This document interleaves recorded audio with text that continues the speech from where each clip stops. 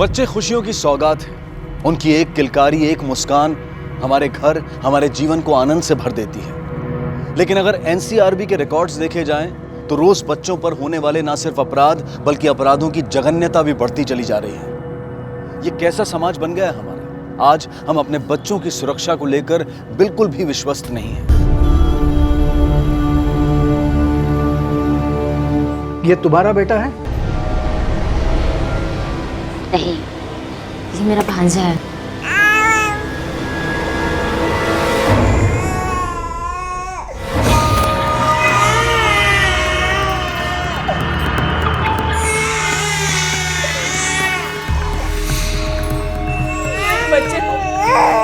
मेरे बच्चे को थोड़ा सा दूध दे दो, थोड़ा सा दूध दे दो उसको। उसने कब से कुछ नहीं खाया। अभी मुझे भी दूध नहीं आता है। बघा, त्याने कधीपासून काही खाल्लं नाहीये, कधीपासून काही खाल्लं नाहीये त्याने। हाँ तो सुबह आ जा। हाँ मैं दोपहर में आता हूँ, ठीक है? हाँ ठीक है, मिलते फिर। अरे विवेक रख जरा, मैं बाद में करता हूँ।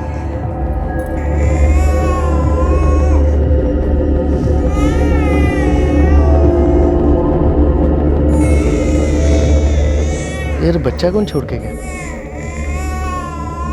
ओ हाय, किसके साथ हो आप? ओह अरे कितना प्यारा बच्चा, कौन छोड़ गया?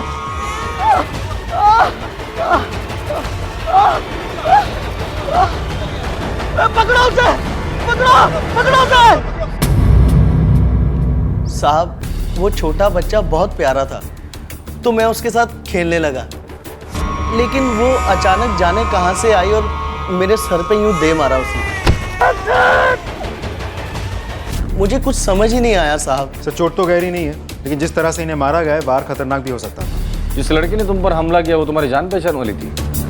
नहीं साहब, मेरी जान पहचान की नहीं थी और ना ही कोई दुश्मनी है साहब। मुझे तो कुछ समझ में नहीं आया उसने मुझे क्यों मारा। मैं तो शहर का भी नहीं हूँ साहब, कल ही अपने गाँव से आया हूँ। उस लड़की का चेहरा तो तुमने देखा ही होगा, स्केच बनवा दो उसका। नहीं साहब, उसे अचानक से मेरे सर पे दे मारा तो मैं चेहरा नहीं उसका देख पाया साहब। अरे ले बाबू, झूला खेलेगा? किसे हंस रहा है? ओ बाबू, चलो दूध पी लो। आ झुमरू बड़े होके क्या बनेगा बताओ? पायलट बनेगा, जहाज चलाएगा, बूम बूम बूम। हाँ, बहुत बड़ा बनेगा मेरा बाबू। मासी तुझे कितना प्यार करती है। हाँ, पेपर कोर्ट सबमिट कर बहू। अच्छा तांबे, उस औरत के बारे में कुछ पता चला जिसने उस आदमी पर हमला किया था? सर अभी तक तो नहीं, लेकिन बच्चे के साथ घूमने वाली सभी औरतों पर हम नजर रखे हुए हैं। कोई ना कोई सबूत बहुत जल्द मिल जाएगा। ठीक है।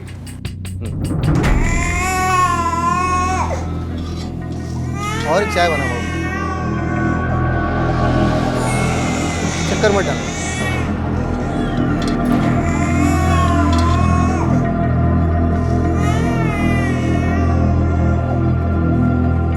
अरे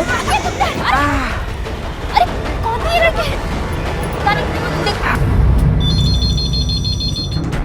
नमस्कार, Malad police station, pi Dhanawade बोलते हैं।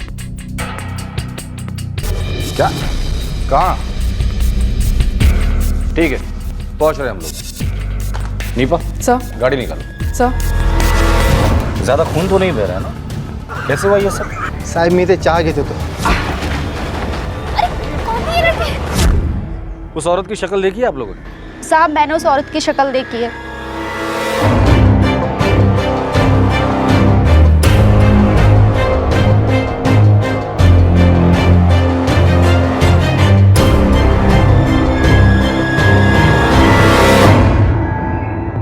तुम पे हमला करने वाली यही औरत थी? साहब धुंधला सा याद है, शायद यही हो। ठीक है, जाओ। सर ये नोटिस करने वाली बात यह है कि दोनों बार उस औरत ने विक्टिम के सर पे वार किया। इस औरत ने सिर्फ हमला किया और भाग गई, और ये दोनों हमले दिन के उजाले में हुए, रात के अंधेरे में नहीं। लेकिन सर जो लोग बच्चे की मदद के लिए आ रहे थे वो औरत उन पर क्यों हमला कर रही थी? इसकी क्या वजह हो सकती है? यही तो पता लगा रहे हैं। उस औरत की इन लोगों से ना कोई दुश्मनी थी, ना कोई जान पहचान, फिर वो हमला क्यों कर रही है? हो सकता है कि उसका मानसिक संतुलन बिगड़ गया। लेकिन तांबे, अगर इस औरत का मानसिक संतुलन बिगड़ा हुआ है तो वो और लोगों पर भी हमला करेगी, जिससे लोगों में दहशत पैदा हो सकती है। वो किसी और पर हमला करे उसके पहले हमें उसे अरेस्ट करना होगा। इस औरत की फोटो हर पुलिस स्टेशन में सर्कुलेट कर दो और खबरियों को काम पर लगा दो। किसी भी हालत में इस औरत को अरेस्ट करना ही होगा। सर क्या वाकई सावरी उस बच्चे की मासी थी जैसा कि वो दावा कर रही थी, या फिर सच कुछ और था? इधर पुलिस इस थ्योरी पर काम कर रही थी कि शायद सावरी का मानसिक संतुलन बिगड़ गया है, लेकिन ऐसा भी तो हो सकता है कि सावरी किसी डर की वजह से झुमरू की जिंदगी बचाने के लिए अनजान लोगों पर हमला कर रही थी। क्या वाकई कोई खतरा झुमरू की जिंदगी पर मंडरा रहा था? और अगर ये सच है तो कहीं ऐसा तो नहीं कि झुमरू की जान बचाने के लिए सावरी खुद किसी की जान ले बैठे?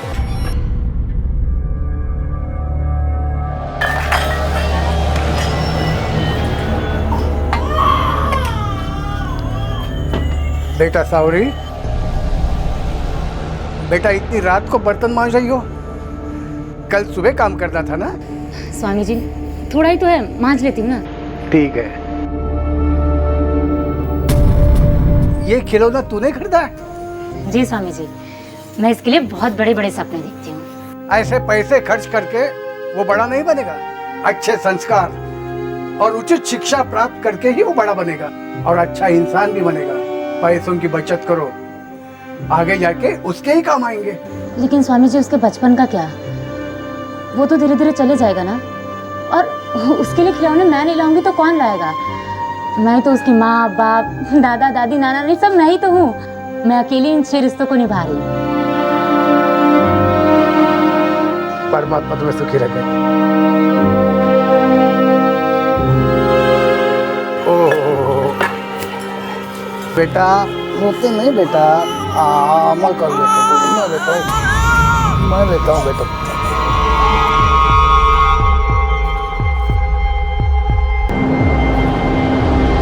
नहीं रोते बेटा, रोते नहीं।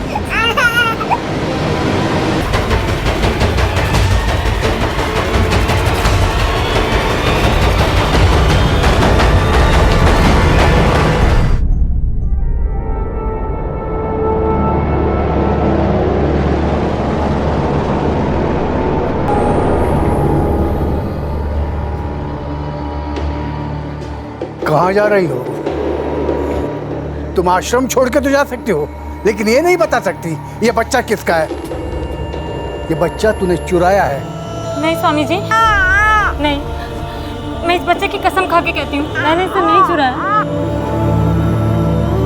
स्वामी जी इसकी माँ बहुत खराब है, इस बच्चे की जिंदगी खराब कर देती, और मैं नहीं चाहती मेरे बाबू की जिंदगी खराब हो, इसलिए मैं इसे अपने साथ लेकर आई हूँ। स्वामी जी हम आपके शरण में थे, हम भगवान के शरण में थे, लेकिन अब हम यहाँ से जा रहे हैं। तुझे कहीं जाने की जरूरत नहीं है, चल अंदर चल।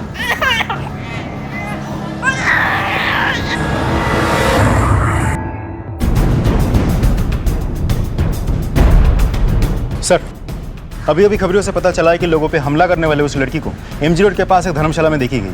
उन लोगों का ये भी कहना है कि उसी धर्मशाला में रहती है वो। पक्का ये वही लड़की है? Yes sir.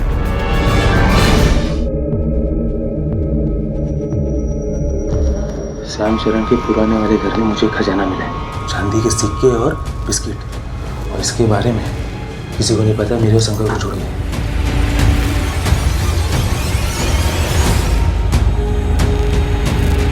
सावरी मां ना होते हुए भी झुमरू के उज्जवल भविष्य की ना सिर्फ कामना कर रही थी, बल्कि हर खतरे का भी सामना कर रही थी। आज उसे खजाने की जानकारी मिली है।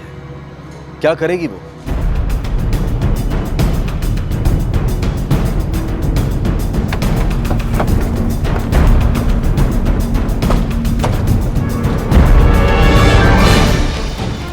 स्वामी जी नमस्ते। आप लोग इस भगवान के घर में? दरअसल हम एक लड़की की तलाश कर रहे हैं। ये लड़की लोगों पर हमला कर कर भाग रही है। यही है वो लड़की। हमें पता चला है कि लड़की यहाँ रहती है। जी, आपकी जानकारी सही है। ये लड़की यहाँ रहती थी, अब नहीं रहती। सावरी बेटा, ये 3 यात्रेकरू आए हैं, उनके लिए तुम खाना बना पाओगी? जी स्वामी जी। चलो आपको चल। 3 यात्री आए थे यहाँ और कुछ दिन ठहरे। उसने बोला वो उसके गांव के हैं, शायद उनके साथ वो चली गई। कहाँ रहती है वो हमें पता नहीं। वो अकेली आई थी या उसके साथ कोई और भी था? वो अकेली थी। स्वामी जी, ये लड़की ज़्यादातर किससे बात करती थी या किसके करीब थी या घुल मिल जाती थी? दरअसल हमें उसके घर परिवार के बारे में जानना था। माफ करा, इसके बारे में हमें और कुछ पता नहीं है। आश्रम के लोगों से पूछताछ करो। चलो।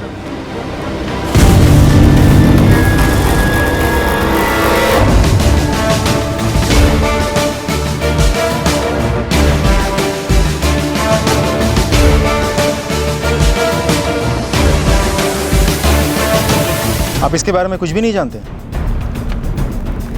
स्वामी जी इस लड़की को अपनी बेटी की तरह मानते थे, पर कभी किसी से इस लड़की के घर परिवार के बारे में पूछा नहीं। कभी इसकी बातों से कुछ पता चला? ये कहाँ से आई थी, कहाँ चली गई? नहीं। कभी उसके बोलचाल से कुछ ऐसा पता चला कि उसके दिमाग पे असर हुआ है, वो किसी पे हमला करना चाहती थी, किसी को मारना चाहती थी? नहीं मैम, वो तो यहाँ सबकी बहुत सेवा करती थी, बहुत अच्छी लड़की थी वो। मुझे छोड़ दो।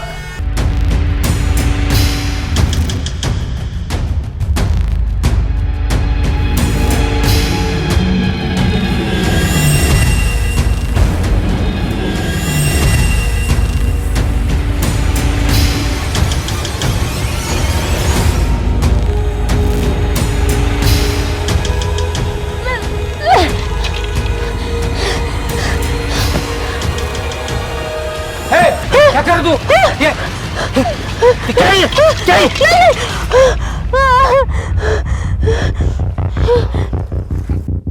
अरे साला, मेरे पास इतना सब कुछ और मुझे पता तक नहीं। ए, तू क्या कर रही इधर? चोरी? नहीं सर, चोरी नहीं कर रही हूँ, मुझे माफ कर दीजिए। ये मेरी पहली और आखिरी भूल है। सर, मेरे बच्चे को देखिए ना, इसके उज्जवल भविष्य के लिए ले रही हूँ ये सब। इसके बाद ये कभी नहीं करूँगी। आप भी देखो, इसमें कितने सारे हैं, मैंने कोई नहीं लिए, सिर्फ मुझे इतने चाहिए। मुझे थोड़ा सा दे दीजिए। मेरे को एड़ा समझती है क्या? नहीं सर, देखो धक्का वक्का मत मारो। और देखो, अगर आपने मुझे इसमें से नहीं दिया ना, तो मैं जाके साताने में सब कुछ बता दूंगी, और ये ना आपका होगा ना मेरा होगा। फिर आपका ये सारा धन ना सरकार के पास जब्त हो जाएगा। बोलो, देते हो कि नहीं? ठीक है। ये सब तुझे कैसे पता चला? वो शंकर और हरिया के मुझसे। स्वामी की मदद से पुलिस ने सावरी के गांव का पता तो लगा लिया था, लेकिन गांव पहुंचने पर उनका सामना एक ऐसे सच से होने वाला था जिसकी उन्होंने कल्पना भी नहीं की थी। ये अब तक की तहकीकात में पुलिस को लगा सबसे बड़ा झटका साबित होने वाला था। सर, मैंने पता किया, इस शक्ल की कोई भी लड़की इस गांव में नहीं रहती और आसपास में भी नहीं। लेकिन उस आश्रम के स्वामी ने तो इसी गांव का एड्रेस दिया था। शायद वो हमें भटकाने की कोशिश कर रहा है। पर वो ऐसा क्यों करेगा? क्योंकि वो उस लड़की को बचाना चाहता है। अगर वो ऐसा कर रहा है ना, तो बहुत पछताएगा। सर, एक बहुत बड़ी इंफॉर्मेशन हाथ लगी है। कुछ लोगों ने उस लड़की की शक्ल वाली एक लड़की को एक बच्चे के साथ कल सुबह देखा था, मुंबई वाली बस से उतरते हुए। एक सेकेंड, किस बस से उतरते देखा? कल सुबह की मुंबई वाली बस से। सर, उसी बस से तो हरिया भी आया था। हरिया? ये हरिया कौन है? सर, इसी गांव का था, छोटे मोटे काम करता था। हाँ मतलब? सर, कल रात को बेरहमी से किसी ने उसका कत्ल कर दिया। हम उसी की तफ्तीश कर रहे थे जब आप आए। इस हरिया के आगे पीछे कोई है? मतलब रिश्तेदार या दोस्त? नहीं सर, अकेला आदमी था। हमारे गांव के हेडमास्टर हैं, वही उसे छोटा मोटा काम दे देते थे। सर, उसका एक दोस्त है शंकर, दोनों साथ में बैठकर जुआ खेलते, दारू पीते। हेडमास्टर से बात हो सकती है? श्याम चरण जी, हरिया आपके यहाँ काम करता था। जब उसका कत्ल हुआ तब आप कहाँ थे? साहब, मैं तो कचहरी गया था जमीन का कुछ कागज पत्र लेने के लिए। वहीं पे पता चला किसी ने हरिया को मार डाला है। बहुत बुरा हुआ साहब। बता, तेरा दूसरा साथी कौन है? आपको किसी पे शक? नहीं साहब। श्याम चरण जी, आपने कभी हरिया को किसी अनजान शख्स या औरत के साथ देखा है? हाँ साहब, कल ही की तो बात है। मैं खेत की तरफ से होकर जा रहा था तो मैंने हरिया को एक औरत और बच्ची के साथ देखा। सोचा कचहरी से वापस आने के बाद उससे पूछूंगा, लेकिन वापस आने के बाद पता चला कि क्या आपने उस औरत और बच्चे को पहले कभी देखा था? नहीं साहब। देखो धक्का वक्का मत मारो। और देखो, अगर आपने मुझे इसमें से नहीं दिया ना, तो मैं जाके साताने में सब कुछ बता दूंगी, और ये ना आपका होगा ना मेरा होगा। लेकिन दोबारा देखूंगा तो शायद पहचान लूंगा। क्या यही औरत है? यही तो है साहब, यही तो थी। ये हरिया इससे इस तरह से बातें कर रहा था जैसे दोनों एक दूसरे को अच्छी तरह से जानते हैं। आप जा सकते हैं, जरूरत पड़ेगी तो दोबारा बुला लूंगा। जी साहब। नमस्ते साहब। नमस्ते। ये केस तो पेचीदा बनते जा रहा है। पहले तो ये औरत सिर्फ लोगों पर हमला कर दी थी, अब तो जान भी लेने लगी। आखिर ये औरत है कौन और चाहती क्या है? सावरी और झुमरू की जिंदगी दो धारी तलवार पर टिकी थी। एक तरफ पुलिस उसे हत्या जैसे संगीन अपराध के संदेह में तलाश कर रही थी और दूसरी तरफ उसकी अपनी जान पर खतरा मंडरा रहा था। और सबसे बड़ा सवाल यह था कि सावरी किससे भाग रही थी और झुमरू को किससे बचा रही थी। शंकर, हरिया और शंकर की जोड़ी थी, बचपने की यारी थी, दोनों साथ ही घूमते थे। ये शंकर कहाँ मिलेगा?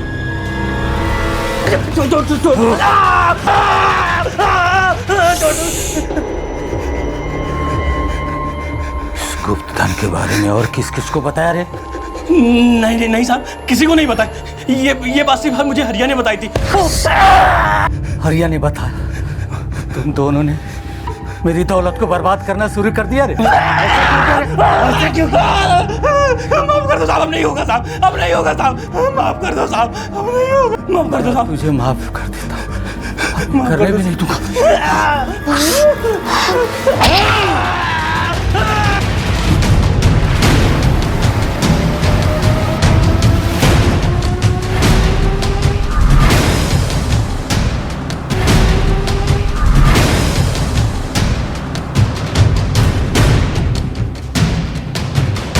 तलाशी लो करके।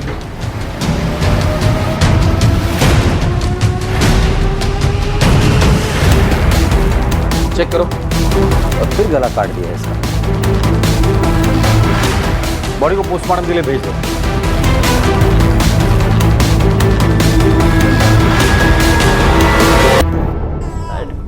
मडगोळ सोन्याचं कडगोळ रुपयाचा राजा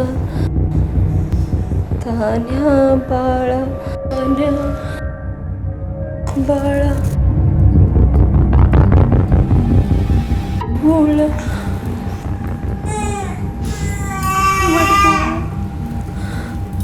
ऐसे में यह सवाल भी उठता है कि कजरी आखिर कब तक अपने बच्चे की भूख और रोना बर्दाश्त कर पाएगी। आखिर वो एक माँ है, क्या वो कभी टूटेगी? और सबसे बड़ा सवाल यह भी है कि ये झुमरू कौन है और उसका कजरी से क्या रिश्ता है। उससे भी ज्यादा पेचीदा पहेली सावरी की है। सर, लगता है इस लड़की का दिमाग पे कोई गहरा असर हुआ है। ये लड़की तो समाज के लिए खतरा बनते जा रही है। लेकिन इसका मकसद क्या है समझ नहीं आ रहा। ये जरूर किसी बड़ी साजिश को अंजाम देने जा रही है। जब तक इसकी पहचान नहीं मिलती तब तक इसका मकसद समझ पाना बहुत मुश्किल है। और इस लड़की को पर्सनली जानता था आश्रम का स्वामी। लगता है इस स्वामी से अलग तरीके से पूछताछ करनी होगी।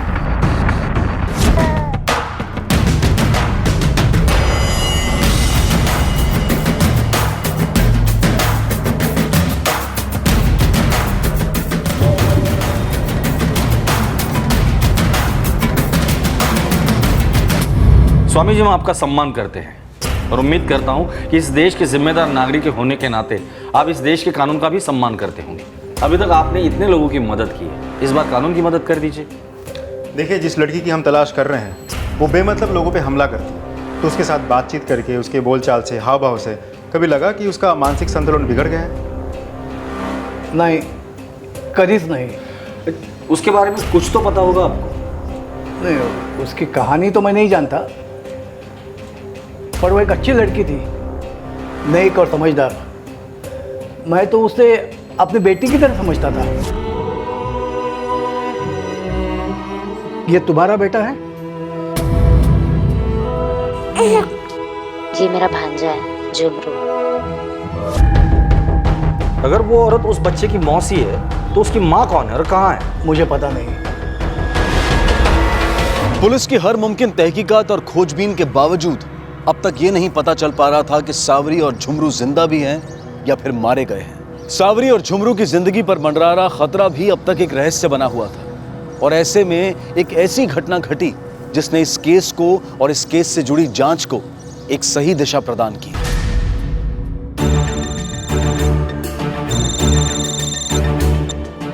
हेलो, पड़ोस के घर में कुछ तोड़फोड़ हो रही है, बहुत आवाजें आ रही है, लगता है कुछ गड़बड़ है। ठीक है हम पहुंच रहे हैं। बाबा साहब काय केला, सब तोड़ फोड़ कर चले गए। उसके पास हथियार भी था। तांबे नीपा, चेक करो और क्या क्या नुकसान किया है। सर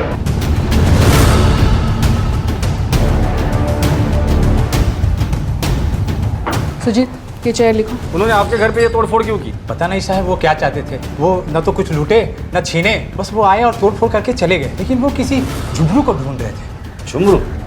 ये झुमरू कौन है? माइक नहीं साहब, हम किसी झुमरू को नहीं जानते। जिन लोगों ने आपके घर पर हमला किया, आप लोगों ने उन्हें पहले कभी देखा था या आप लोग पहचानते उन्हें? नहीं साहब।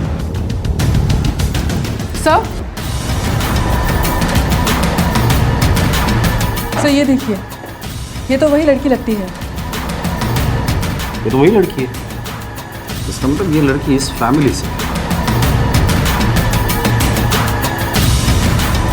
ये कौन है? ये सावरी है साहब। आपकी क्या लगती है?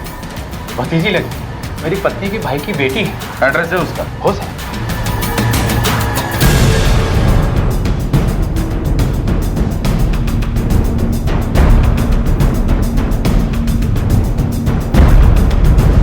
ये सावरी आपकी बेटी है? हाँ, हमारी बेटी है साहब। यही सावरी? हाँ साहब, पर क्यों, क्या हुआ? मेरे बच्चे ठीक तो है ना? सावरी से आपकी आखिरी बार कब बात हुई थी? साहब उसी दिन जिस दिन वो घर से भाग गई थी।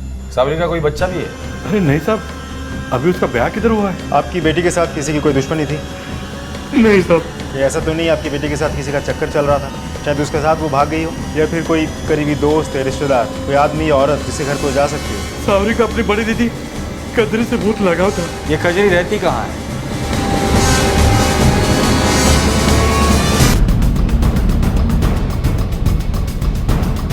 कजरी कहाँ है? क्या हुआ साहब? सर जो पूछ रहे हैं उसका जवाब दीजिए। वो तो भाग गई। भाग गई? कब, कैसे? आप लोगों ने पुलिस को इन्फॉर्म किया? साहब उसका घर वाला प्रवीण और बाकी लोग भी उसे ढूंढने गए हैं। उसका किसी के साथ झगड़ा हुआ था? तुम्ही लोकांनी त्रास दिला होता तिला? साहब आम्ही काय त्रास देना तिला, वो तो वैसे भी चालाक थी। साहब वो एक नंबर की बेकार औरत है, इतना हरा भरा अच्छा घर छोड़ के भाग गई। फोटो है उसकी?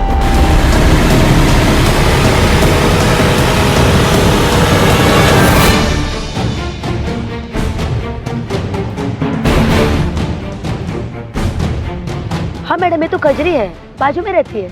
इसका और उसके पति प्रवीण दोनों में रिश्ता कैसा था? सब रिश्ता तो अच्छा था, कभी कोई झगड़ा नहीं था। पर वैसे मुझे कजरी तो बहुत अच्छी औरत लगती थी।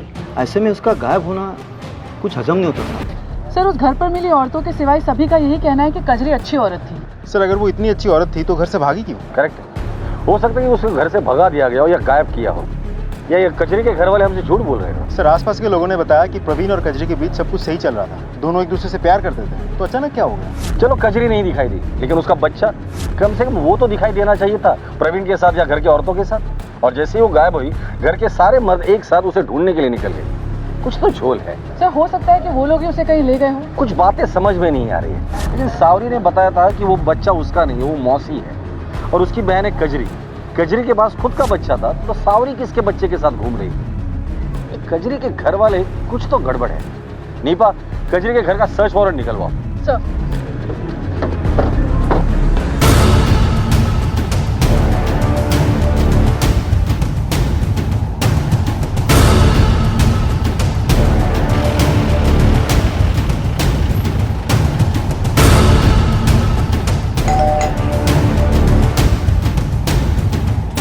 आपके घर की तलाशी लेनी है। ये रहा सर्च वारंट। चलिए जरा साइड में हो जाइए। आप भी इधर आइए। नीपा, तुम यही रुकना। सर तलाशी लो सब जगह।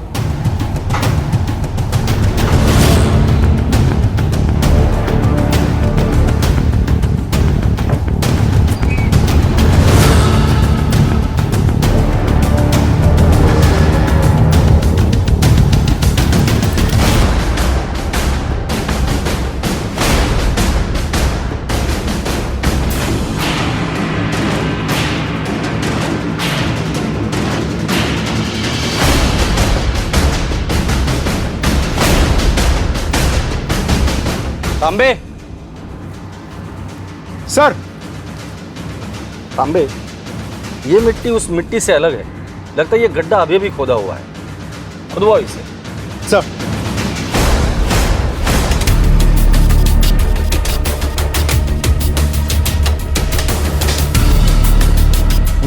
बस बस बस बस। प्रवीण क्या? सब प्रवीण ने कजरी और उसके बेटे को मारा। और तुम लोगों ने दफना दिया? नहीं साहब, हमने कुछ नहीं किया। हमने उस मिट्टी को छुआ भी नहीं। वो प्रवीण और उसके बाबा और उसके भाइयों ने उन्हें दफनाया साहब। सच्ची। प्रवीण कहाँ है? सब वो प्रवीण कहाँ है? सब वो झुमरू को मारने गए हैं साहब। ये झुमरू कौन है? कजरी का बेटा। कजरी सा मुलगा? फिर जिस बच्चे की लाश मिली है वो कौन है और झुमरू कहाँ है? साहब हमारा सगळं नाही म्हणते। वो तो प्रवीण ने बोला था कि कजरी से पता करे कि झुमरू कहाँ है। सच्ची साहब हमें इतना ही मालूम है साहब। नीपा, प्रवीण के साथ जितने भी लोग हैं सबके नंबर ले लो इनसे, और नंबर लेने के बाद इन्हें भी अरेस्ट कर लेना। सर।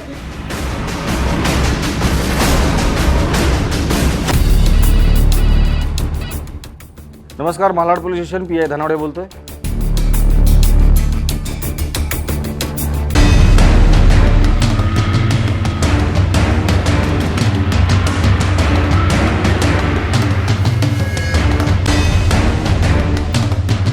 इंस्पेक्टर साहब, इस तरफ चलिए, बाजू हटो, हटिए। बाजू हटो। बाजू हटिए। इंस्पेक्टर साहब। नहीं रोते, नहीं रोते, हाँ नहीं रोते, हाँ रोते नहीं, ओ शांत हो जाओ। ये क्या है? बच्चे के मुंह पर कालिक पोती गई है।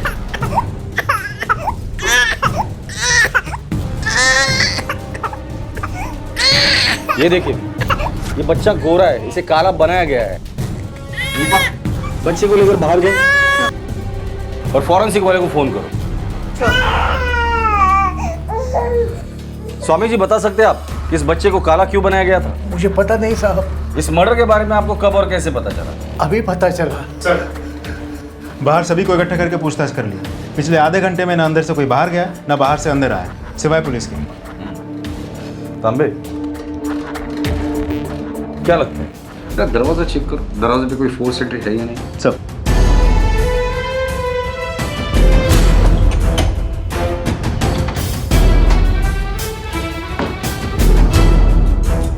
सर, ये कुंडी तो टूटी है, काम ही नहीं करती।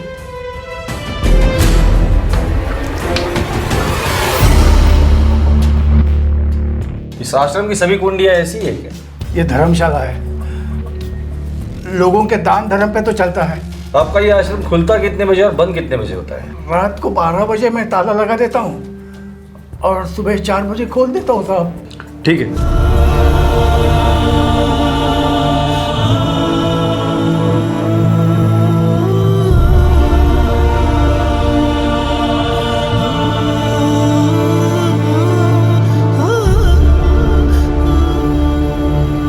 लेकिन सावरी ने मां सी होकर भी मां से बढ़कर ममता के हर फर्ज को और हर धर्म को निभाया। लेकिन आज सब कुछ खत्म हो चुका है, उसकी हत्या हो चुकी थी। झुमरू के सर पर रखा सावरी की ममता का आंचल अब खुद सावरी का कफन बन गया था। किसने छीना था झुमरू के सर पर से सावरी की ममता को? क्या सावरी की ममता की ढाल हटने के बाद अब झुमरू की जान पर मंडरा रहा खतरा और बढ़ गया था? सर, शंकर और हरिया के कॉल डिटेल्स दोनों जमाल के टच में थे। जमाल, वो सड़क छाप गुंडा? Yes sir. वो तो चोरी का सामान बेचने का काम करता है। ये शंकर और हरिया का उसके साथ क्या काम होगा? सर, हो सकता है शंकर और हरिया भी इस धंधे में हाथ पैर जमा रहे हैं। उठाकर लेकर आओ इस जमाल को। सर।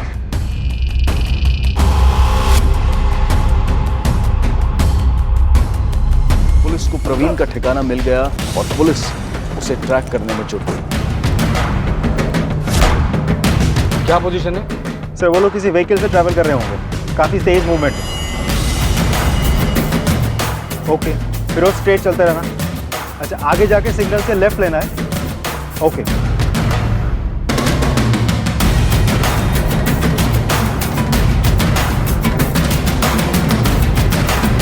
सर, वो लोग सरकारी अनाथालय की तरफ जा रहे हैं। फिरोज, जल्दी लो।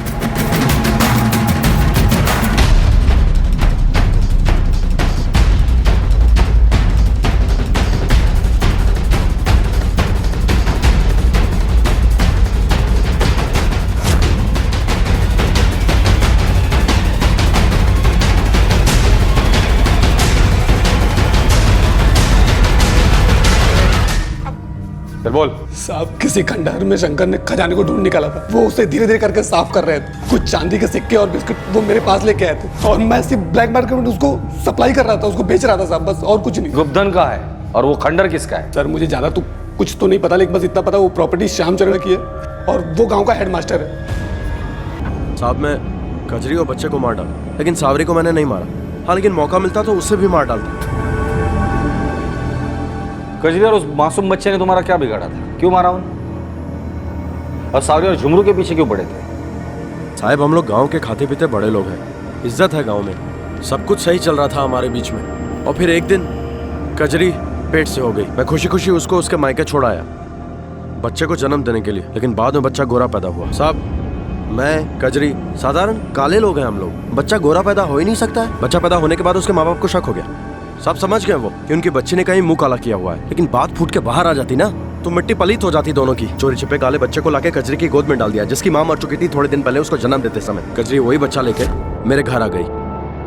मैं तो साहब अपना बच्चा समझ के उसे साल भर से लाड दुलार में पाल रहा था। एक दिन अचानक भनक लगी मुझे कि कजरी के मैके में गोरा बच्चा पल पोस के बड़ा हो रहा है। कजरी भी बीच बीच में मैके जाया करती थी। मेरा शक और पक्का हो गया। सावरी की शादी भी नहीं हुई थी ना, वहीं पाल पोस रही थी उसको। मैंने सच पता करने की ठान ली। फिर मुझे याद आया कि गांव के बाकी अधिकारियों की तरह वीडियो भी हमारे घर आया जाया करता था। वीडियो भी ऐसे ही आता था। हम लोग बहुत सेवा करते थे उसकी।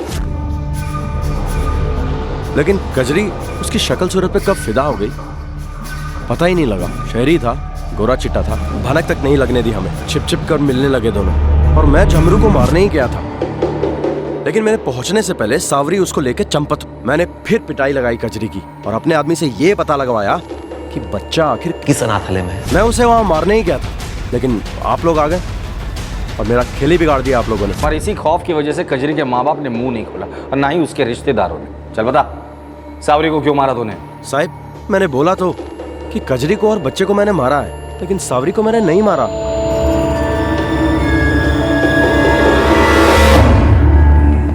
साहब मैंने कुछ नहीं किया, मैं गांव के स्कूल का एक इज्जतदार हेडमास्टर हूँ। आप जैसे बहुत से इज्जतदार लोग मेरे लॉकअप में आए हैं, उनका सम्मान मैंने कैसे किया पता है आपको? और इज्जत चाहिए?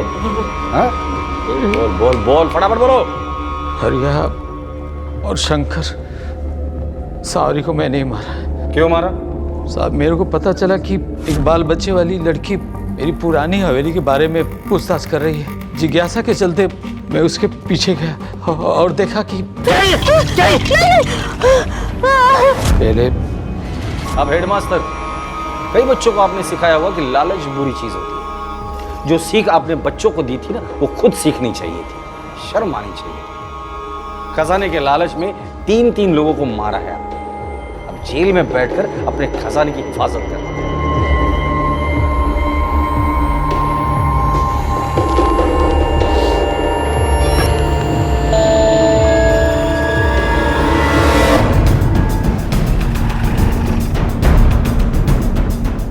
माफ कीजिए, लेकिन आपकी बेटी सावरी की किसी ने हत्या कर दी। क्या?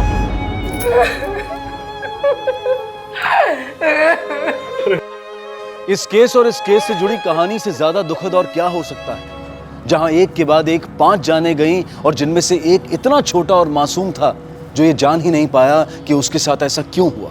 वहीं झुमरू पहले अपनी मां से अलग हुआ, फिर मासी से, और अब वो एक अनाथालय की शरण में है।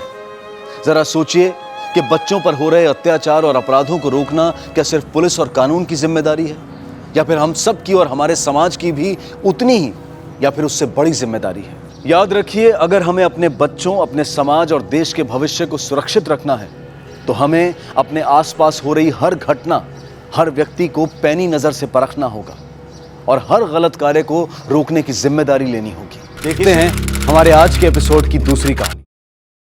नमस्कार, आदाब। क्राइम पेट्रोल के बाल सुरक्षा सप्ताह में आप सबका स्वागत है।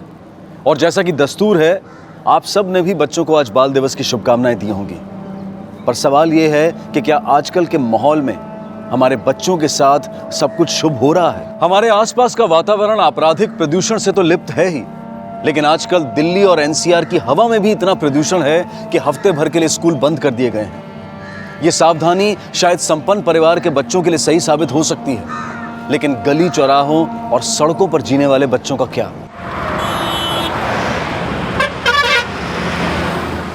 आखिर हमने अपने बच्चों को दिया क्या है? कोई एक शहर नहीं, आज हिंदुस्तान के हर शहर में बच्चों की सुरक्षा एक प्रश्न चिन्ह है। ऐसे कई उदाहरण मौजूद हैं जहां बच्चे अपने करीबियों का ही शिकार बन गए, जहां उनकी सांसें सुरक्षित हैं पर क्या वहां उनकी परवरिश स्वस्थ है? क्या हम बच्चे इसलिए पैदा करते हैं ताकि अपना वंश आगे बढ़ा सकें, या फिर हमारी कोई दूरगामी फ्यूचरिस्टिक सोच भी है? हम अपने बच्चों से तो बहुत उम्मीदें रखते हैं, लेकिन क्या हम उनके लिए हमेशा सही करते हैं? बच्चे अपना भला बुरा नहीं समझते हैं, लेकिन अगर हम बुरे हैं तो हम बच्चों को भलाई की सीख कैसे दे सकते हैं? क्या हमें यह महसूस नहीं होता है कि बच्चों के अच्छे भविष्य के लिए बदलाव हम में होना जरूरी है, और इस बदलाव में हमारे बच्चों और दूसरों के बच्चों के बीच का मतभेद नहीं होना चाहिए, क्योंकि हर बच्चा इस देश का भविष्य है, हमारे समाज का भविष्य है, और जिन बच्चों का कोई अपना नहीं होता है उनकी दशा हमारे देश में सबसे ज्यादा खराब है।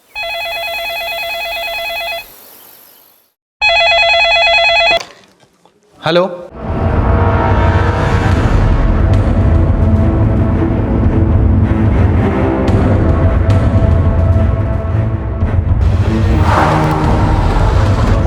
सर मैंने ही आपको फोन किया था। हटिए हटिए, पीछे हटिए प्लीज। हमने दया करके उनको रहने की जगह दे दी थी। सब ये देखिए, ये लड़का अनजान और ये बच्ची, इसका नाम मुन्नी है।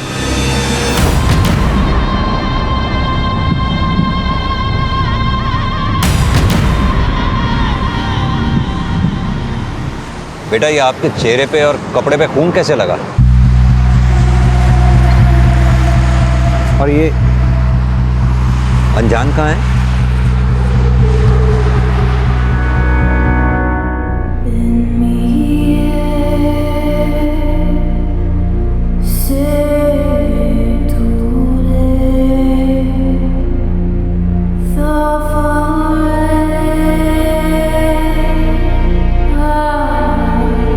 घबराओ नहीं बेटा। लक्ष्मी, इसे लेके जाओ, इसके कपड़े वपड़े बदल के इसको कुछ खिलाओ पिलाओ। राजीव, ढाबे के आसपास अच्छी तरह से पूछताछ करो, शायद हमें उस आदमी के बारे में कुछ पता चले जिसकी कल रात हमें लाश मिली थी। उस ढाबे के मालिक को भी थाने बुलाओ, हो सकता है इस बच्ची से सच पता लगाने में उससे कोई मदद मिले। Okay sir.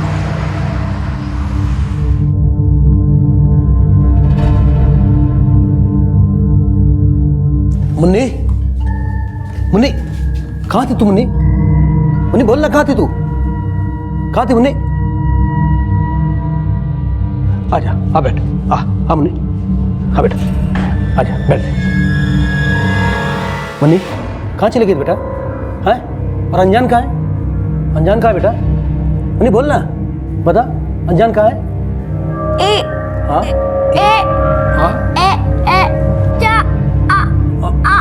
हाँ? ये क्या कहना चाह रही है? सब ये बच्चे ठीक से बोल नहीं पाते, पर हम कोशिश करते हैं सब। हाँ मुन्नी, कल रात को क्या हुआ था बेटा? बोल।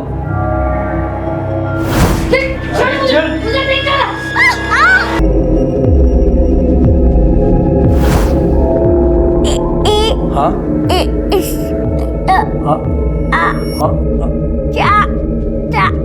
हाँ, चाचा, इंस्पेक्टर चाचा। ये इंस्पेक्टर चाचा कौन है? किसके बारे में बात कर रही है? सब बच्ची बोल रही है कि अनजान को इंस्पेक्टर चाचा अपने साथ लेकर गया है।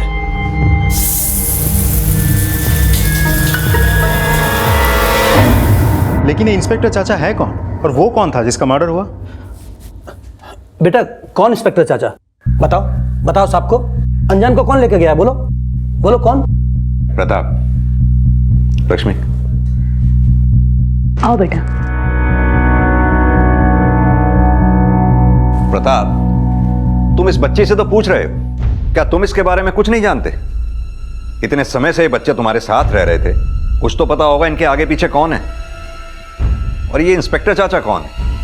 देखिए साहब, इन बच्चों के बारे में हम ज्यादा कुछ नहीं जानते हैं। ये अनजान और मुन्नी का आपस में रिश्ता क्या है? साहब, अनजान मुन्नी का बिल्कुल अपनी बहन की तरह ख्याल रखता था।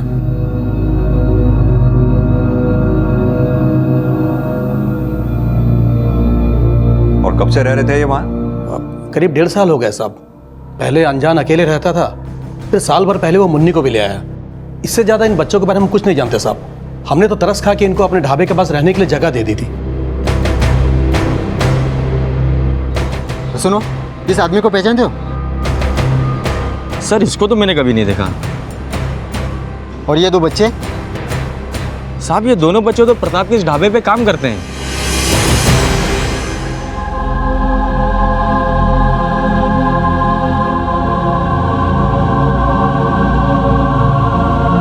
लेकिन ये नहीं बताया कि उन बच्चों से अपने ढाबे पर खुद काम करवाया करता था।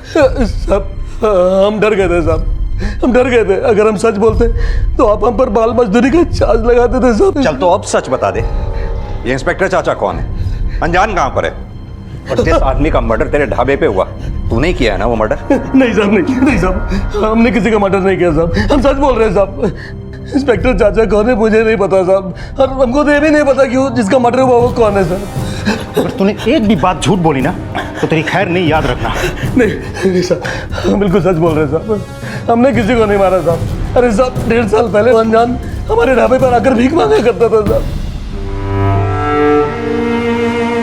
साहब कुछ दो ना साहब, 2 दिन से कुछ नहीं खाया साहब, आपका भला होगा साहब, आपका भला हो साहब। खाने के लिए कुछ दे दो ना साहब, 2 दिन से कुछ नहीं खाया, कुछ खाने के लिए दे दो ना साहब। ये लड़के इधर आ। हाँ साहब। काम करेगा ढाबे पे, बदले में खाने को दूंगा। हाँ करूँगा ना साहब। मुन्नी को तो खुद उसकी माँ मेरे ढाबे पर छोड़ के गई थी साहब।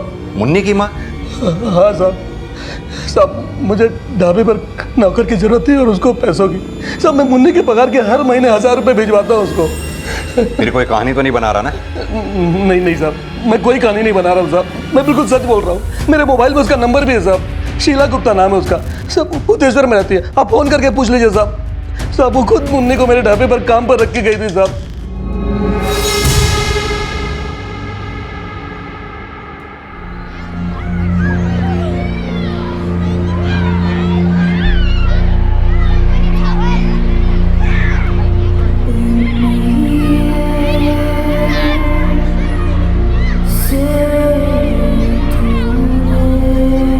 मुन्नी चलो बेटा नहाने चलो।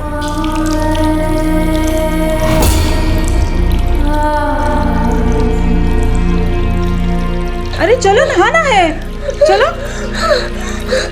हाँ? प्रताप ने कहा था कि अनजान अनाथ है, लेकिन क्या मुन्नी को बाल मजदूरी के लिए झोंकने वाली वाकई में मुन्नी की मां थी?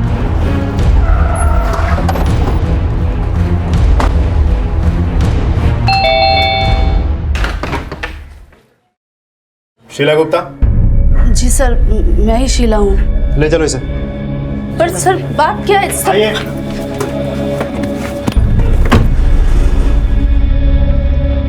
हाँ साहब, मैंने ही मुन्नी को प्रताप के पास काम पे लगवाया था। पर साहब मुन्नी मेरी बेटी नहीं है। तुम्हारी बेटी नहीं है तो फिर उसे लेके कहाँ से आई थी तुम, जो उसे बाल मजदूरी में झोंक दिया? साहब करीब 1 साल पहले मैं अपने मायके गई थी, वहीं रोड पे वो मुझे मिली थी। कोई आदमी उसको जानबूझकर वहाँ छोड़ गया था। मैं आ रहा हूँ ना, 2 मिनट में आ रहा हूँ, आपके लिए चॉकलेट लेके आ रहा हूँ, ठीक है? रुक! मैंने मुन्नी से बात करने की भी कोशिश की, पर वो ठीक से कुछ बोल नहीं पाती थी साहब। वो तो अपना नाम तक नहीं बता पाई मुझे। तो उसका नाम मुन्नी नहीं है? नहीं साहब, उसे मुन्नी नाम मैंने ही दिया था। पर कसम से साहब, मैं उसका बुरा नहीं चाहती थी। मैंने अजय ढाबा पे भी उसे काम पे सिर्फ इसलिए लगवाया था ताकि वो 2 वक्त की रोटी खा सके और मुझे भी कुछ पैसा मिल सके। तो उसको बाल मजदूरी में झोंक के उसका भला कर रही थी? अरे साहब, बुरा तो उस आदमी ने किया है उसके साथ, जो उसे वहाँ सड़क पर अकेला छोड़ गया। कौन था वो आदमी? मैंने चेहरा तो ठीक से देखा नहीं, पर हाँ साहब, उसकी मोटरसाइकिल पे जो नंबर प्लेट लगी थी ना, वो कुछ नीली लाल, हाँ कुछ इसी रंग की थी, ठीक वैसी जैसे आप लोग की गाड़ी पे लगी होती है। क्या नंबर था उसकी मोटरसाइकिल का? साहब अब पूरा नंबर तो ठीक से याद नहीं है, पर शुरुआत का कुछ UP 80 और आखिरी के 2 नंबर कुछ 5 4 54 ऐसे कुछ था। बाल मजदूरी वो अमानवीय अपराध है जो पिछले कई दशकों से हमारे समाज पर एक धब्बे की तरह से चमक रहा है, और इसको बढ़ावा देने के लिए कहीं ना कहीं हम सब जिम्मेदार हैं। हमने अक्सर कई मुन्नी और अनजान को देखा है, लेकिन अपनी निजी व्यस्तता के कारण गलत को सही करने की जिम्मेदारी से हमेशा चूक जाते हैं। और ढाबे के आसपास के लोग भी पिछले 1 साल से अपनी जिम्मेदारी से चूक रहे थे, इसीलिए तो प्रताप का अपराध सामने नहीं आया। सर UP 80 आगरा के व्हीकल्स का इनिशियल नंबर है। वैसे क्या लगता है आपको, ये शीला सच बोल रही होगी? ये शीला और प्रताप दोनों के बारे में सब कुछ अच्छी तरह से पता करो, दोनों के कॉल रिकॉर्ड्स निकलवाओ, और मान लो अगर शीला सच बोल रही है तो जो आदमी मुन्नी को 1 साल पहले छोड़कर गया था, क्या ये वही इंस्पेक्टर चाचा होगा जिसके बारे में मुन्नी बात कर रही है? और ये भी पता करो कि आगरा में वाकई कोई ऐसा पुलिस वाला है जिसकी बाइक का नंबर आखिर में 54 है। इंस्पेक्टर चाचा का पता करने के लिए पुलिस शीला के बयान की पुष्टि कर रही थी, और वो बयान जल्द ही मुन्नी के अतीत के कई राज खोलने वाला था। सर UP 80 AD 2654 नंबर की एक बाइक है। ये बाइक आगरा के कांस्टेबल पीयूष दुबे के नाम पर रजिस्टर्ड है। ये उसकी फोटो।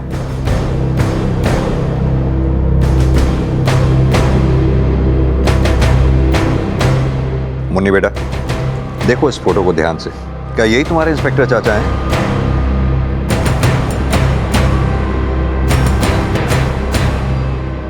बेटा, क्या ये वही इंस्पेक्टर चाचा हैं जो अनजान को ले गए थे? सर मुन्नी तो कुछ बोल ही नहीं रही है, कहीं शीला हमसे झूठ तो नहीं बोल रही है? नहीं राजीव, ये मुन्नी पीयूष दुबे को पहचानती तो है। देखा नहीं कैसे पीयूष की फोटो देखकर वो सोच में पड़ गई थी? इस पीयूष से भी मिलना पड़ेगा। सर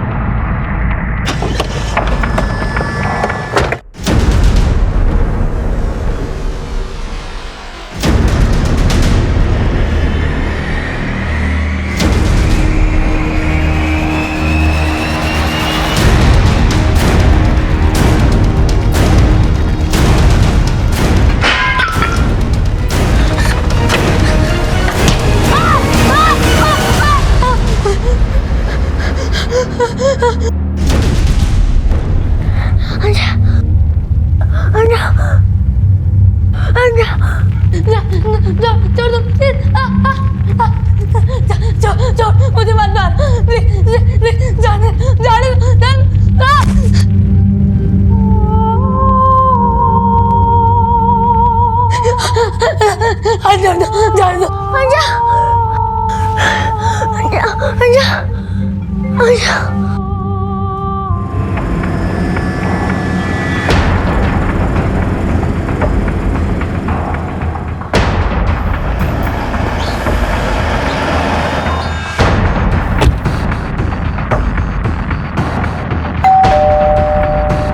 मैं देखती हूँ।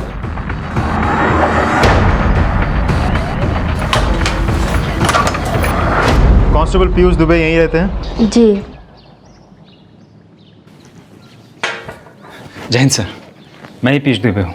पीयूष, हम मथुरा मयूर विहार थाने से आए हैं, तुमसे एक केस के सिलसिले में बात करनी है। जी बिल्कुल, अंदर आइए सर। आइए सर, चाय बना लें। बैठिए सर। पीयूष, इस बच्ची को पहचानते हो? नहीं सर। और इस लड़के को? नहीं सर, लेकिन ये मुझसे क्यों पूछ रहे हैं? पहले तुम हमारे सवालों का जवाब दो, फिर हम तुम्हारे सवालों का जवाब देंगे। इस आदमी को पहचानते हो? पता नहीं सर, लेकिन मुझसे क्यों? पीयूष, इस आदमी का 4 अक्टूबर की रात मथुरा में अजय ढाबे पे मर्डर हो गया, और जिस रात इसका मर्डर हुआ। चल डॉक्टर चाचा, प्लीज मैं चलूंगा, मुझे को छोड़ दो। चल डॉक्टर चाचा। ये बच्चा अनजान उस दिन से गायब है, जानते हो? नहीं सर। सर पीयूष ने तो मुन्नी और अनजान को पहचानने से साफ मना कर दिया। राजीव, जिस तरह से मुन्नी पीयूष की फोटोग्राफ्स देखकर रिएक्ट कर रही थी, उससे तो ये लगता है कि वो पीयूष को जानती है। ये पीयूष की कॉल रिकॉर्ड्स निकलवाओ, आसपास भी अच्छी तरह से पूछताछ करो। सर।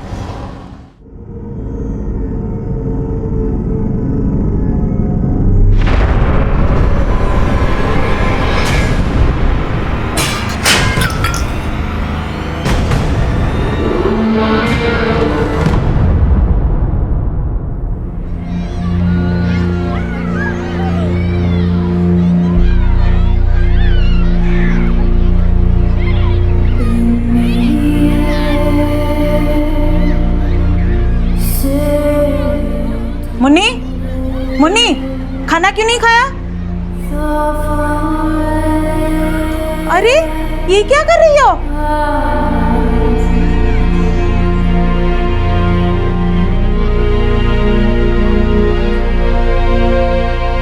मुन्नी का बचपन जिस अपराध की भेंट चढ़ा था, उसका खौफ मुन्नी के दिलो दिमाग में अब तक कायम था।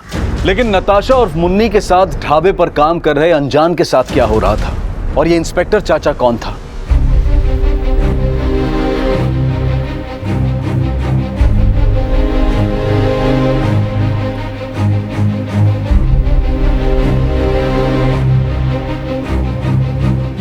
साहब, इस लड़के को तो कभी देखा नहीं, पर हाँ, ये नताशा जैसी दिखती है। नताशा? जी। नताशा कौन? बोलो राजीव। सर, कांस्टेबल पीयूष दुबे के पड़ोसियों ने मुन्नी को आइडेंटिफाई कर लिया। मुन्नी का असली नाम है नताशा दुबे। नताशा दुबे? यस सर, वो पीयूष की बेटी है। सगी तो नहीं है, अडॉप्टेड है। सर, उस दिन मैं घबरा गया था, इसलिए आप लोगों से झूठ बोला।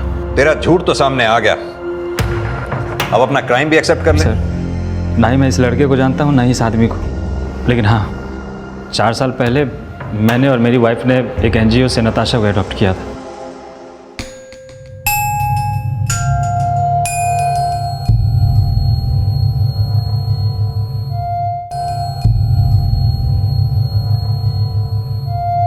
सर, हमने नताशा को बेटी तो बना लिया, लेकिन नताशा ने हमें कभी नहीं अपनाया, हमेशा गुमसुम रहती थी। उसी बीच हमें हमारा बेटा हो गया और धीरे धीरे नताशा से हम लोगों का लगाव कम होता चला गया। मतलब जब अपना बेटा हुआ तो उसे छोड़ दिया? मैं आ रहा हूँ ना, 2 मिनट में आ रहा हूँ, आपके लिए चॉकलेट लेके आ रहा हूँ, ठीक है? मैं मानता हूँ कि मैंने उसके साथ ठीक नहीं किया, लेकिन हमें डर लगने लगा था कि कहीं नताशा का असर हमारे बेटे पे ना पड़े। साहब, नताशा जैसे जैसे बड़ी हो रही थी, कुछ अजीब सा रिएक्ट करने लगी थी। कैसे रिएक्ट करने लगी थी? साहब, उसे बोलने में प्रॉब्लम थी, कई दिनों तक नहाती नहीं थी। क्यों? क्योंकि पानी से डर लगता था, फोबिया था। पानी का फोबिया? हाँ सर। अरे चलो, नहाना है, चलो। फिर हमें लगा कि हम लोग इसे नहीं संभाल पाएंगे, और इसलिए जब मन किया तो उसे बेटी बना लिया, और जब मन भर गया तो उसे रास्ते पे छोड़ दिया। 4 अक्टूबर की रात तो मथुरा में अजय ढाबे पर गया था। क्यों? नताशा को बेचने के लिए कोई ग्राहक मिल गया था? नहीं सर, मैंने उसके बाद नताशा को कभी नहीं देखा। सर, इस मर्डर में मेरा कोई हाथ नहीं है, इसके अलावा कुछ नहीं पता सर।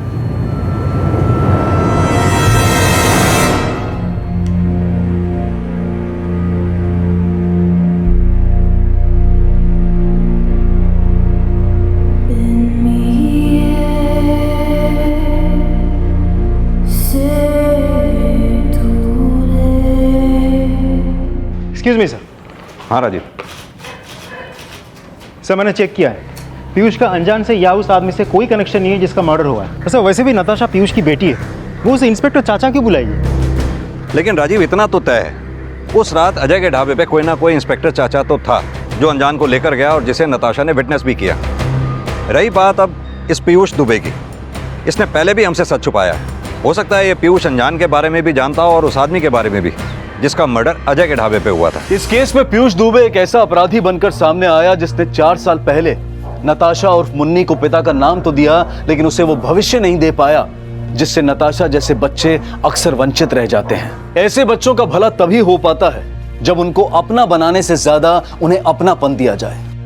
पीयूष ने नताशा के साथ रिश्ता जोड़कर भी उसे एक ऐसे मझदार में छोड़ दिया जहां सिर्फ और सिर्फ उसका शोषण हुआ।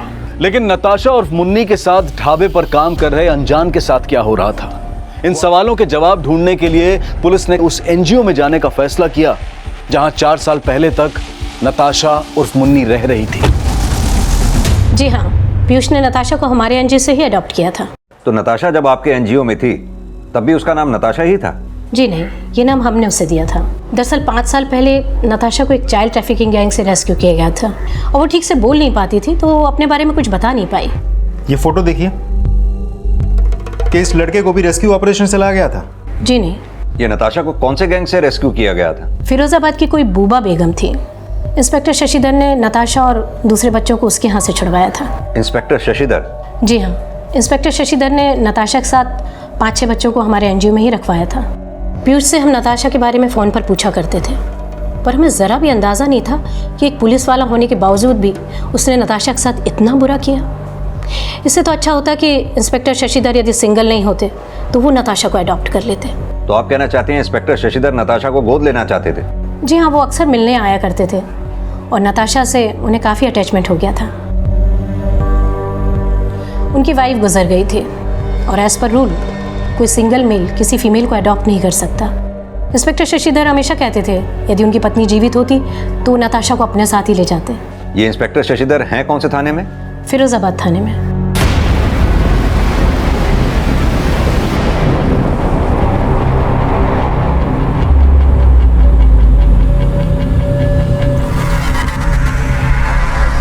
जी हाँ, इंस्पेक्टर शशिधर ने 5 साल पहले एक चाइल्ड ट्रैफिकिंग गिरोह का पर्दाफाश किया था।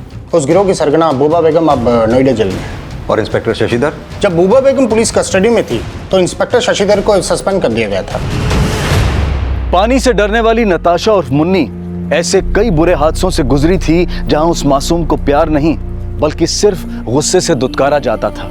ये केस धीरे धीरे उसकी जिंदगी के उस अतीत के पन्ने खोल रहा था जहां हर पड़ाव पर एक नया चेहरा, एक नया नाम उसकी आप बीती बता रहा था। और इनमें से एक नाम suspended police officer Shashidhar Bhardwaj का भी था।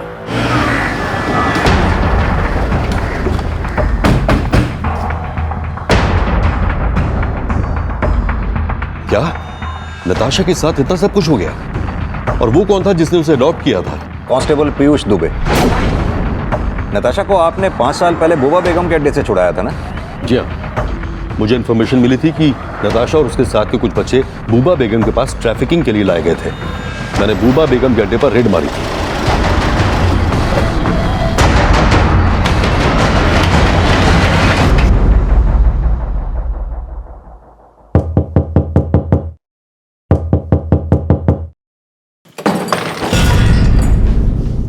पकड़ो इन्हें। नताशा और उसके साथ के बच्चों को नशीली दवाएं देकर रखा जाता था। बच्चों के बारे में हमने अखबार में इश्तहार भी दिया था।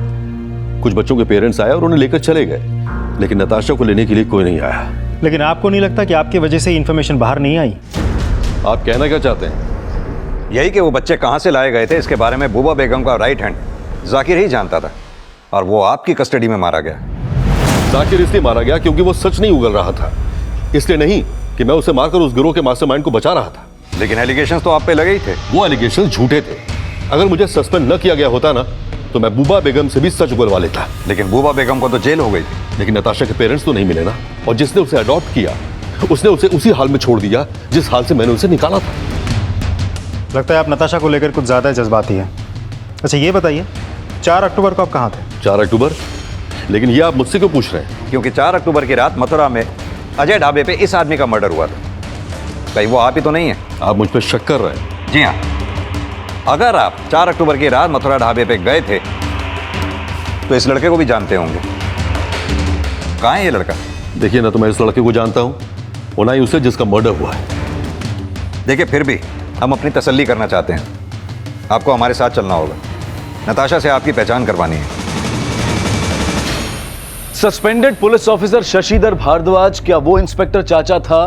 पुलिस चाइल्ड ट्रैफिकिंग की सरगना बूबा बेगम से भी जेल में मिलने की औपचारिकताएं निभा रही थी, जो नताशा और मुन्नी की जिंदगी से जुड़े कुछ ऐसे हादसों की हमराज थी जो अभी तक सामने नहीं आए थे। लेकिन फिलहाल नताशा और मुन्नी द्वारा शशिधर भारद्वाज की पहचान करवाई जा रही थी।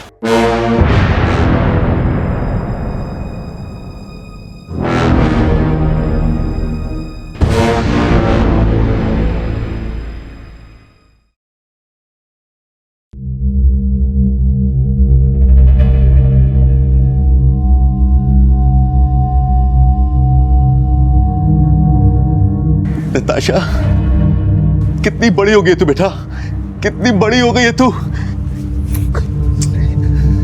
मेरा बच्चा, मुझे पहचाना बेटा? हाँ, मैं तुमसे मिलने आता था, तुम्हें चॉकलेट देता था। याद आया बेटा? याद करो बेटा, याद करो मेरी बच्ची।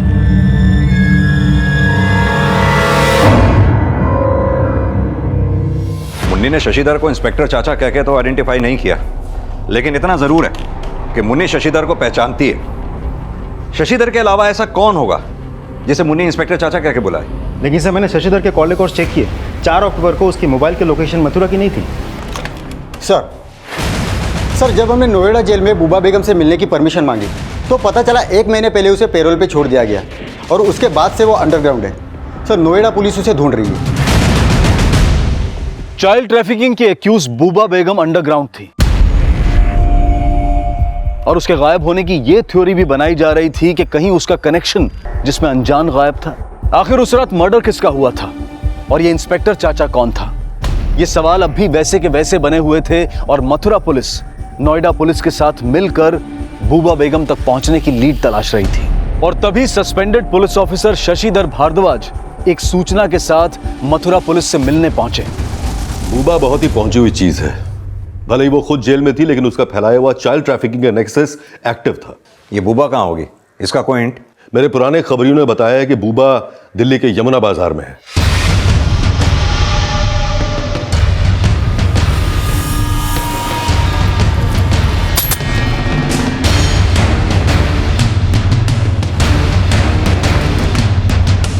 राजीव, वही है।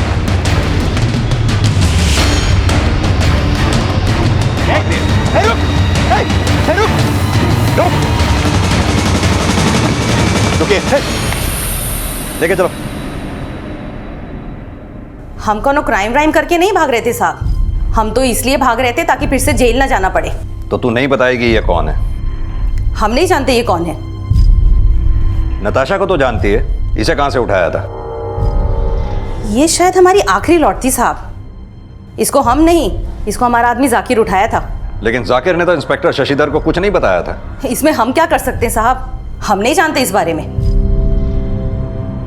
ये अनजान तेरा आदमी इस बच्ची के साथ इस लड़के को भी उठाने आया था ना? साहब हमने कहा ना, हमने कुछ नहीं किया। चल बोल। साहब हमने कहा ना, हमें जितना पता था बता दिया आपको, हमें कुछ नहीं पता। सर बूबा बेगम तो वहीं की वहीं है, कुछ उगल ही नहीं रही है। ये बूबा बेगम के नोएडा जेल से पैरोल पर निकलने के बाद वो कहाँ थी, क्या कर रही थी, सारी एक्टिविटीज पता करो। सर इंस्पेक्टर शशिधर आपसे मिलना चाहते हैं।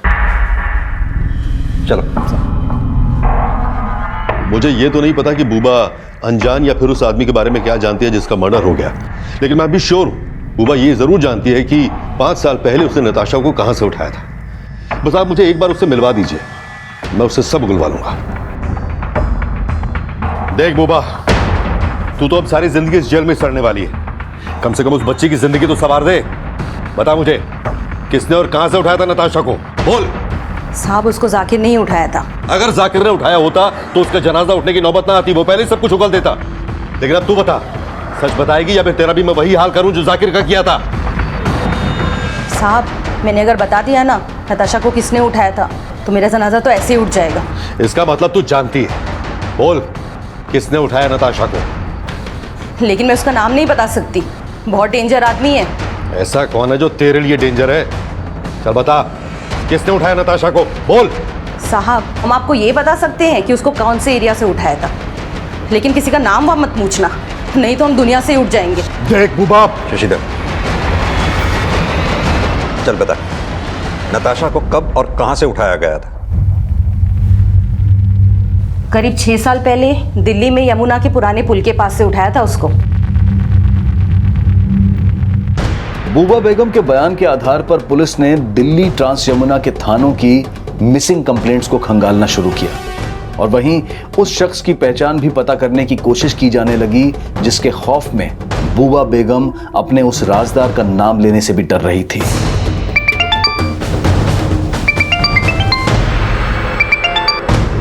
आशीष बोलो। सर 6 साल पहले दिल्ली के शकरपुर पुलिस स्टेशन में बबली नाम के लड़की की मिसिंग कंप्लेंट फाइल हुई थी। कंप्लेंट उसके माँ बाप ने की थी, लेकिन लड़की का अभी तो कुछ पता नहीं चला। और 6 साल पहले उसके माँ बाप ने जो फोटो दी थी वो नताशा की उस वक्त की फोटो से मैच करती है जब वो एनजीओ में थी। इसके पेरेंट्स हैं कहाँ पर? सर शकरपुर में ही रहते हैं। हाँ राजीव बोलो। सर बूबा बेगम का दामाद है, नाम है फिरोज। जब से बूबा अंदर थी फिरोज ही उसका धंधा संभाल रहा था। बूबा का पेरोल भी फिरोज नहीं कर रहा था। और सर ये भी पता चला है कि पिछले 1 साल से फिरोज दिल्ली में रहता था, लेकिन जब से बूबा अंदर गई है फिरोज भी अंडरग्राउंड है। राजीव, हो सकता है मुन्नी को फिरोज नहीं उठाया हो और बूबा फिरोज को इसलिए बचा रही है क्योंकि वो उसका दामाद है। पता करो कि ये फिरोज है कहाँ पर इस वक्त। जैसे ही मिले इसे थाने लेकर आओ।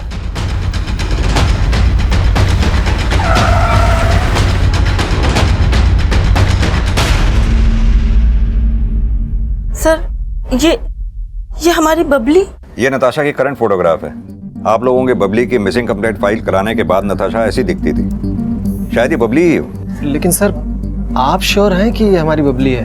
हाँ साहब, हमें झूठी उम्मीद मत दीजिएगा, क्योंकि पिछले 6 साल में हम कई ऑफिसर से मिल चुके, लेकिन बाद में यही पता चलता कि वो जिसकी बात कर रहे होते थे वो हमारी बबली नहीं होती थी। देखिए, ये आपकी बेटी बबली है या नहीं ये तो डीएनए टेस्ट से ही कंफर्म हो पाएगा। हमें आप दोनों का डीएनए टेस्ट करवाना होगा। ठीक है सर।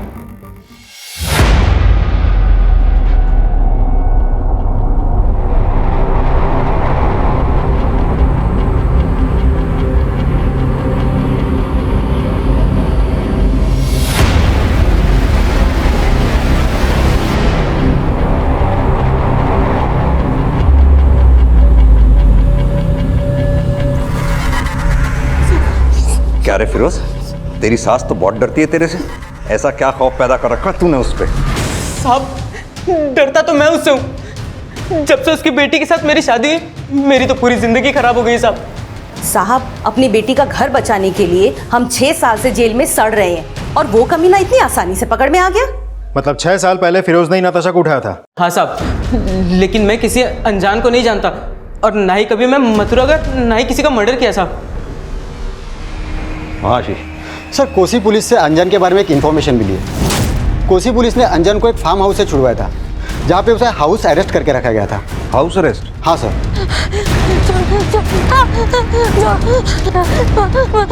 मुझे जाने दो प्लीज, छोड़ दो, जाने दो मुझे।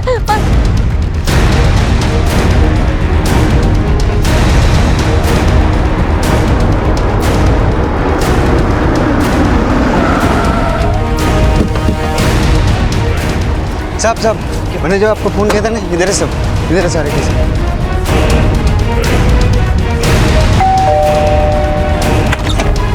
पकड़ इसको, इसको पकड़। अरे तो इधर, अरे क्या हुआ क्या? अरे साहब अंदर किधर है? अरे क्या हुआ क्या भाई? क्या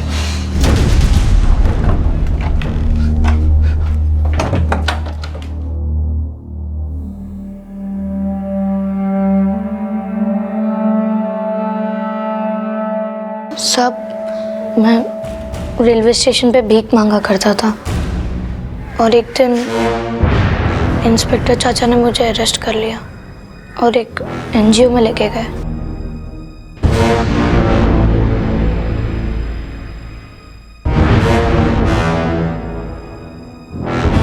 तो तुम कांस्टेबल गोविंद को इंस्पेक्टर चाचा कह के बुलाते हो, जो तुम्हें एनजीओ में लेके गया था?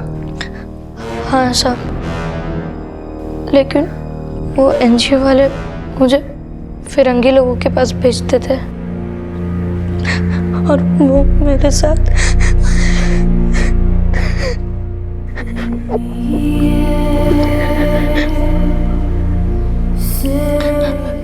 लेकिन साहब मैं वहाँ से भागा और प्रताप बाबूजी के ढाबे पे काम करने लगा। वहाँ मेरी दोस्ती मुन्नी से हुई। मुन्नी बहुत अच्छी है साहब, लेकिन एक दिन उस एनजीओ के आदमी ने मुझे ढाबे पे देख लिया। यही था वो आदमी? क्या हुआ था उस रात? चाचा, मैंने उनको बोला मुन्नी को मत लेके जाओ, वो मान गए, फिर मैं उनके साथ चला गया। आवाज बंद कर, सीधा जेल में डालूंगा नहीं। चल।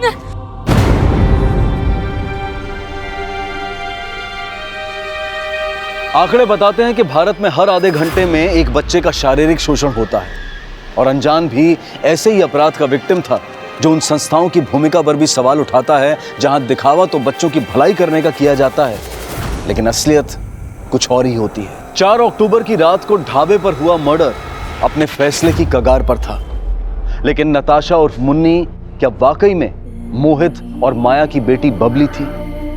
साहब, आपने बताया नहीं कि हमें क्यों बुलाया है। डीएनए रिपोर्ट्स आ गई है क्या? हाँ, रिपोर्ट आ गई। नताशा ही आपकी बेटी बबली है।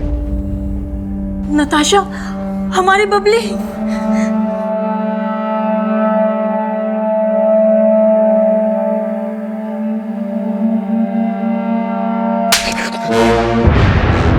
जानते हो उस आदमी को? इसी आदमी ने बबली को उबा के अड्डे पे छोड़ा था। हाँ तो उसे मारिए ना साहब, हमें क्यों मार रहे हैं? माना कि इसने बबली को बेचने की कोशिश की थी, लेकिन इसने बबली को बचाया भी था, जबकि तुमने बबली को जान से मारने की कोशिश की थी।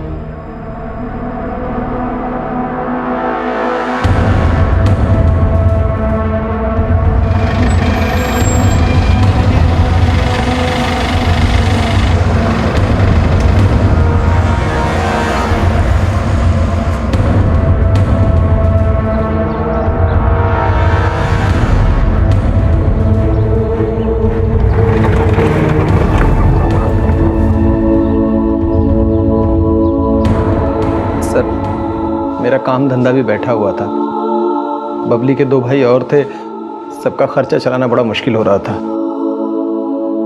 और ऊपर से बबली के बोलने की भी प्रॉब्लम थी। तेरी वजह से वो बेचारी नन्ही सी बच्ची पिछले 6 साल से इधर से उधर पता नहीं क्या क्या सहती रही। शर्म आनी चाहिए तुम जैसे माँ बाप को। सर, मीरा को इसके बारे में कुछ नहीं मालूम था।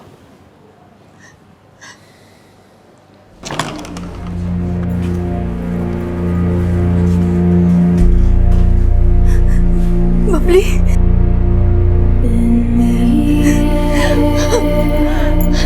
बबली मेरी बच्ची।